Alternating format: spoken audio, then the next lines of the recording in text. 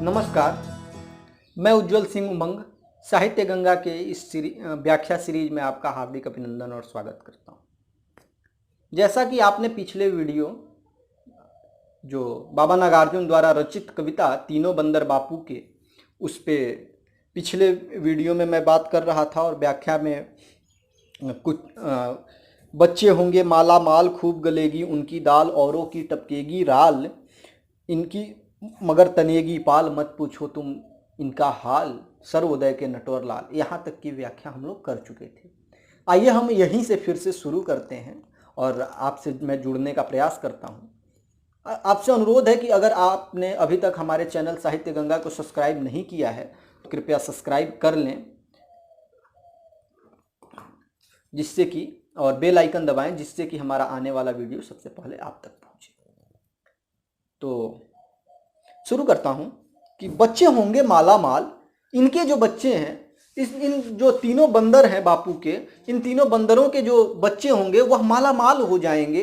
वह पैसों के उन इतने यह लूट के रखे हैं कि इनकी आने वाली जो 7 पीढ़ियां हैं वह आराम से खाएगी। बच्चे होंगे माला माल, इनके बच्चे जो होंगे वह माला माल हो जाएंगे। खूब गलेगी इनकी दाल, हर जगह इनका ही चर्चा होगा, इनकी ही चर्चा होगी हर जगह। औरों की टपकेगी राल, और जो हैं जो गरीब हैं जो मेहनत कश वर्ग हैं उनकी लार टपकेगी, उसका परवाह किसी को नहीं है। वह हो रहा है तो होने दो। औरों की टपकेगी राल मगर इनकी तनेगी पाल, यानी इनका जो है वह कार्यक्रम नहीं रुकने वाला। वह जो करने वाले थे वह करके ही मानेंगे, वह जैसा चाहते हैं वैसा ही होगा। क्यों? क्योंकि बच्चे होंगे माला माल, यह इतने पैसे रख चुके हैं। तो आगे कविता बढ़ती है कि सेठों का हित साध रहे हैं तीनों बंदर बापू के। यह जो सत्ता है वह पूंजीवादी व्यवस्था, जो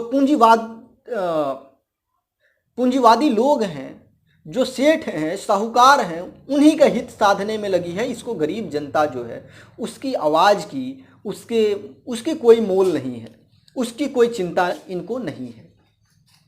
सेठों का हित साध रहे हैं तीनों बंदर बापू के, आयुग पर प्रवचन लाद रहे हैं तीनों बंदर बापू के। ऐसा कर रहे हैं कि हर चुनाव प्रचार में ऐसा प्रवचन दे रहे हैं, लोगों को ऐसा पाठ पढ़ा रहे हैं जिससे लोग इनके मुंह जाल में फंसते चले जा रहे हैं और युग पर प्रवचन लाद रहे हैं। ऐसा प्रतीत हो रहा है कि इन कितनी अच्छी अच्छी बातें यह हमको सुनाए जा रहे हैं।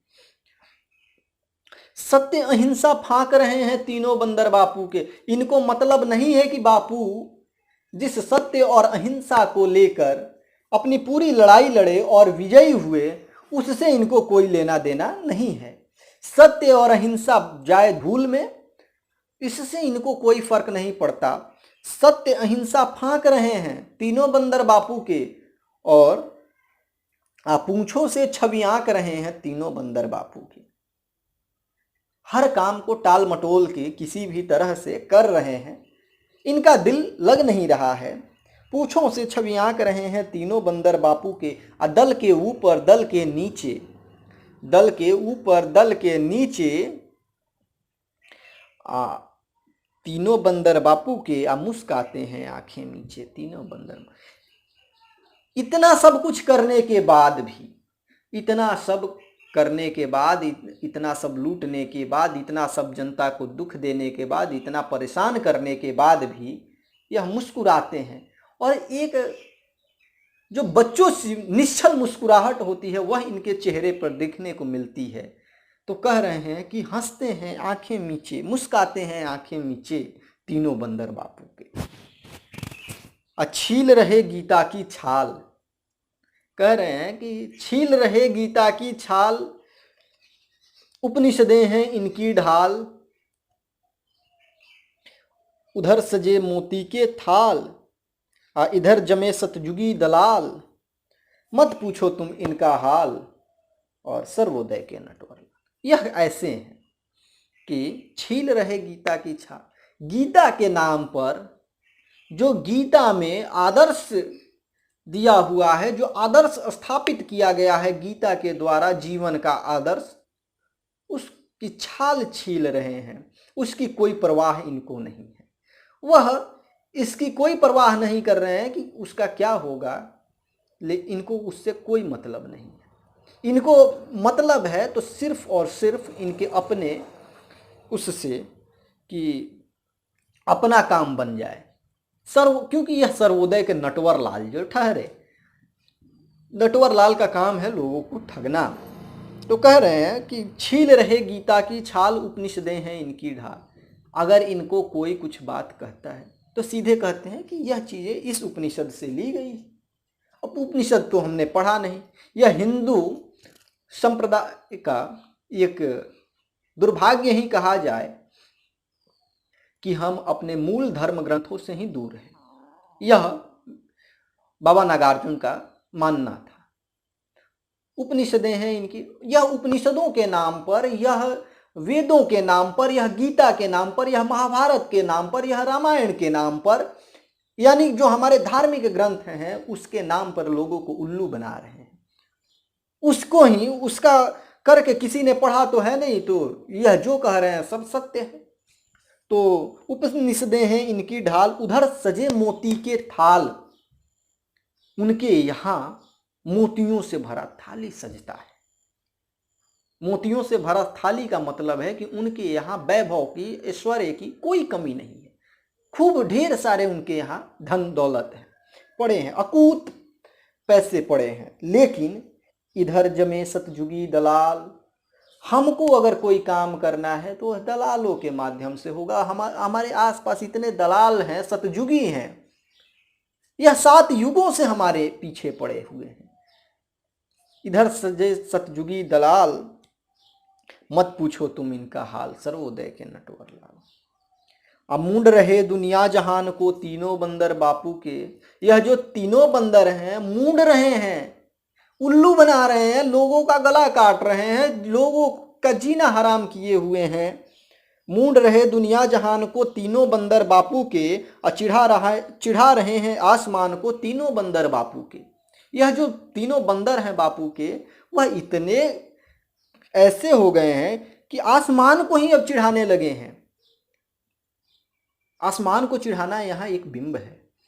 वह कहना चाहते हैं कि जिसका कोई अंत नहीं है उसी को यह चिढ़ा रहे हैं। जो विराट है, जो संपन्न है, उसी को यह चिढ़ा रहे हैं आसमान को तीनों बंदर बापू के। करे दिन रात टूर हवाई तीनों बंदर बापू के। कैसे आसमान को चिढ़ा रहे हैं? तो यह टूर हवाई करके आसमान को चिढ़ा रहे हैं कि देखो मैं भी उड़ सकता हूँ, आसमान में मैं भी गोते लगा सकता हूँ। करे दिन रात टूर हवाई, करे रात दिन टूर हवाई तीनों बंदर बापू के। अब बदल बदल कर चखे मलाई तीनों बंदर बापू के। ऐसा नहीं है कि एक ही दल वाले जो हैं वही इसकी मलाई खा रहे हैं, नहीं, सभी बदल बदल के, सत्ता बदल बदल के, कुर्सी बदल बदल के, सब आपस में मिले हुए हैं, एक ही थैली के सब चट्टे बट्टे हैं, वह इसमें जुड़े हुए हैं। वह इस सत्ता का दुरुपयोग कर अपनी जेबें भर रहे हैं। गांधी छाप झूल डाले हैं तीनों बंदर बापू के। असली हैं सर्कस वाले हैं तीनों बंदर बापू। गांधी छाप झूला यानी कि अपने आप को गांधीवादी बताते हैं कि हम गांधी के सच्चे समर्थक हैं। गांधी के आदर्शों को, गांधी की जो प्रेरणाएं थी, गांधी के जो वचन थे, गांधी के जो सपने थे, उसी को हम आगे बढ़ा रहे हैं। लेकिन असल में यह क्या है?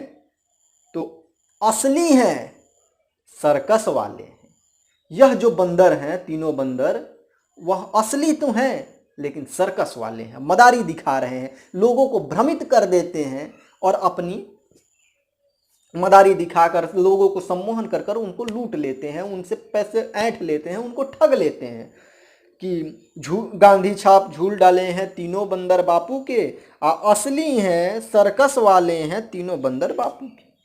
दिल चटकीला उजले बाल, दिल से ऐसे चुटीली चुटीली बात करते हैं जैसे लोगों को सम्मोहन हो जाए, लोग इनसे मोहित हो जाते हैं, लोग इनके साथ घुल मिल जाते हैं। ऐसा प्रतीत होता है कि यह सबके हितैषी हैं, सर्वहितैषी अपने आप को प्रदर्शित करते हैं। लेकिन यह है कैसे? नाप चुके हैं गगन विशाल। यह जो आसमान है यानी अथाह जो सागर है उसको यह नाप चुके हैं। कैसे नापे हैं? तो कोई ऐसा कोना नहीं है जहां इनके काले करनामे पहुंचे न हो। दिल चटकीला उजले बाल नाप चुके हैं गगन विशाल, फूल गए हैं कैसे गाल। देखो इतना खा चुके हैं, इतना खा चुके हैं कि इनके गाल फूल चुके हैं। यह बताना चाह रहे हैं। मत पूछो तुम इनका हाल सर्वोदय के नटवर लाल। इनकी हाल ही मत पूछो, यह सर्वोदय के नटवर लाल हैं। अंतिम बंद में कहते हैं कि हमें अंगूठा दिखा रहे हैं तीनों बंदर बापू के, कैसी हिकमत सिखा रहे हैं तीनों बंदर बापू के। हमको बता रहे हैं कि हमको कैसे रहना चाहिए, सत्ता कैसे चलती है वह हमको बता रहे हैं। हम ही को समझा रहे हैं कि प्रजा को कैसे होना चाहिए। राजा का राजधर्म भूल चुके हैं, लेकिन प्रजा का जो धर्म है, कर्तव्य है, वह हमको याद दिलाए जा रहे हैं। हमें अंगूठा दिखा रहे हैं। हम अगर कुछ उनसे मांगते हैं, जो हमारी हक है, जो हमारा हक है, उसको मांगने पे या हमको अंगूठा दिखा देते हैं, हमको वहां से किसी भी तरह से अपने बातों में फंसाकर हमको वहां से टाल देते हैं, उस काम को टाल देते हैं। लेकिन कैसे हिकमत सिखा रहे हैं तीनों बंदर बापू के, आप प्रेम पगे हैं। यानी बातें तो इतनी प्रेम से करेंगे, इतने राय से करेंगे, ऐसा करेंगे कि जैसे लगेगा कि यह हमारे ही हृदय की बात कर रहे हो। शहद स्नेह है, शहद के जैसे मीठे बोल बोलेंगे, ये शहद सरीखे बोलेंगे। ऐसा प्रतीत होगा कि इनके जैसा मृदुभाषी कोई हो नहीं सकता। प्रेम पगे हैं, शहद सने हैं तीनों बंदर बापू के, गुरुओं के भी गुरु बने हैं तीनों बंदर बापू के। इतनी बात बताने के बाद कह रहे हैं कि गुरुओं के भी गुरु बने हैं। यह जो बापू के 3 बंदर हैं, वह जो लोग अपने आप को गुरु मानते हैं, जो समझते हैं कि हमारे जैसा तो कोई है ही नहीं, हम ही सबसे ज़्यादा पढ़े लिखे, उनके भी यह गुरु हैं, उनको भी यह ठग ले जा रहे हैं। यह किसी के हित ऐसी नहीं है। गुरुओं के भी गुरु बने हैं तीनों बंदर बापू के, 100वीं बरसी मना रहे हैं तीनों बंदर बापू के। यहाँ 100वीं बरसी, फिर 100वीं बरसी आता है, यानी बापू का जो जन्म का 100 वर्ष है वह अब मना रहे हैं, लेकिन खुश हैं उसी में कि हाँ बापू के प्रति हमारी यही श्रद्धांजलि है। लेकिन जो बापू का मूल मंत्र था, जो आदर्श था बापू का, जो उनका जीवन का सार था, उसको भुला चुके हैं। उससे इनको कोई मतलब नहीं है। 100वीं बरसी मना रहे हैं तीनों बंदर बापू के, बापू को ही बना रहे हैं तीनों बंदर बापू। बापू को ही यह लोग नहीं छोड़ रहे हैं कि बापू किसी काम के बचे, बापू कुछ बात कहें, ऐसा नहीं है। बापू को ही बना रहे हैं तीनों बंदर बापू के। कहने का तात्पर्य यहाँ यह है कि यह जो तीनों बंदर हैं बापू के, वह बापू के साथ ही, बापू के आदर्शों के साथ ही, बापू के वचनों के साथ ही, बापू के सपने के साथ ही खिलवाड़ कर रहे हैं। बापू ने जिस बापू के तन का जो चोला था, गांधी छाप जो झोला है वह तो लटका लिए हैं, ऊपर से आवरण गांधी वाला रखे हैं, लेकिन इनका जो मन है वह गांधी वाला नहीं है। गांधी का मन इनके पास नहीं है। गांधी जैसा ये कर्तव्य नहीं कर रहे हैं। गांधी 100वीं बरसी तो मना रहे हैं गांधी का, लेकिन अंदर से यह गांधीवादी नहीं है। यह छलावा कर रहे हैं हमारे साथ, यह एक नाटक कर रहे हैं, यह लीला के गिरधारी हैं, यह लीला कर रहे हैं हमारे साथ। तो यह कविता मुख्य रूप से जो मोह भंग थी उसी की बात कहती है। जैसा कि हम देखेंगे कि जो जितने भी साठोत्तरी पीढ़ी के कवि हैं, लगभग सभी इस मोह भंग की अवस्था में आ जाते हैं और सत्ता के विरोध में कुछ ना कुछ जरूर लिखते हैं। इसमें सबसे मुखर होकर अगर कोई लिखता है तो मुक्तिबोध लिखते हैं, जिनकी परंपरा को सीधे सीधे उनकी जो वैचारिक संघर्ष है, उनका जो जीवन का भी संघर्ष है, वो उसको निराला से जोड़ दिया जाता है। जिस संघर्ष को निराला ने अपने कविताओं के लंबी कविताओं के माध्यम से पूरे जगत के सामने रखा है, खास तौर पे जो हिंदी जगत है उसके सामने रखा, उसी तरह से अंधेरे में कविता को लेकर मुक्तिबोध आते हैं। और बाबा नागार्जुन की यह खासियत रही है कि वह बेहद चुटीले अंदाज में, बेहद नाटकीय अंदाज में, बेहद सरल शब्दों के साथ ऐसी बातें कहते हैं कि दिल को छू जाती है। और कहीं ना कहीं यह हकीकत रही है हमारे राजनीति की, हमारे समाज की, हमारे जो व्यवस्था है, हमारी जो लोकतांत्रिक व्यवस्था है, इसकी यह खामी रही। इस कविता में मुख्य रूप से यह बता रहे हैं बाबा नागार्जुन कि किस तरह से जो तीनों बंदर हैं, कौन है यह तीनों बंदर। अब पूरी कविता तो हमने जान ली, यह तीनों बंदर कौन है, यह आप लोगों को होमवर्क रहा मेरे तरफ से, आप करिए और नीचे कमेंट बॉक्स में लिखिए कि यह तीनों बंदर कौन है। क्या यह पूंजीवादी सेठ हैं, क्या यह नेता हैं, क्या यह राजनीतिज्ञ हैं, या कोई व्यक्तिगत रूप से। बाबा नागार्जुन ने व्यक्तिगत रूप से, जैसे मैंने वो सुनाया आपको, आओ रानी हम ढोएंगे पाल की, यही हुई है राय जवाहरलाल।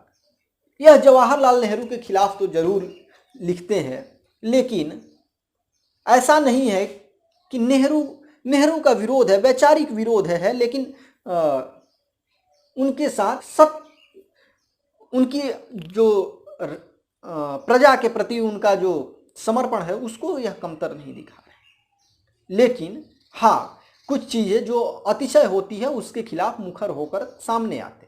इसी तरह उनकी एक कविता है इंदू जी क्या हुआ आपको, उसमें आप देखेंगे कि किस तरह से सत्ता से सीधे टकराव की स्थिति में आते हैं। इसी तरह से अगर हम देखेंगे तो इसी परंपरा के सत्ता से टकराव के एक और मुखर कवि हैं धूमिल, सुदामा पांडे धूमिल।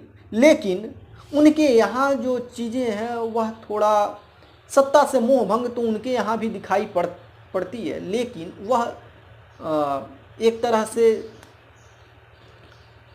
भड़काऊ हो जाती है, वो अपनी मर्यादा को धीरे धीरे लांघ जाती है। लेकिन बाबा नागार्जुन ने अपनी मर्यादा को नहीं लांघा है। तो इन्हीं सब बातों के साथ मैं इस वीडियो में आपसे विदा लेता हूँ। अगले वीडियो में मैं इस पर कुछ आलोचकों की टिप्पणी के साथ आऊँगा और आशा करता हूँ कि आपको यह वीडियो पसंद आई होगी। और अगर पसंद आई हो तो लाइक बटन दबाएं और चैनल को सब्सक्राइब करें, बेल आइकन दबाएं। और आपसे अनुरोध है कि जितना जल्दी हम लोग 1000 सब्सक्राइबर पार कर लेंगे, उतना जल्दी हम लोग लाइव आने की कोशिश करेंगे। अभी हम लोग का जितना भी वीडियो है सारा रिकॉर्डेड जा रहा है, तो लाइव सुनने के लिए, लाइव एक दूसरे को देखने के लिए, अभी चूँकि लॉकडाउन की स्थिति है तो हम लोग दूर हैं। अभी जैसे ही लॉकडाउन ख़त्म होगा तो हम जब बनारस पहुंचेंगे तो अलग अलग लोगों के, अलग अलग जो हिंदी साहित्य के मर्मज्ञ हैं उनसे बातचीत करके आप लोगों को कविताओं पे, कहानियों पे, नाटकों पे, उपन्यासों पे, एकांकियों पे, विविध जो साहित्य के रूप हैं उस पर बात करके, बातचीत के माध्यम से हम आपके सामने रखने का प्रयास करेंगे। तो आप सबों ने हमें ध्यानपूर्वक सुना, इसके लिए बहुत बहुत धन्यवाद। आपका दिन मंगलमय हो। धन्यवाद।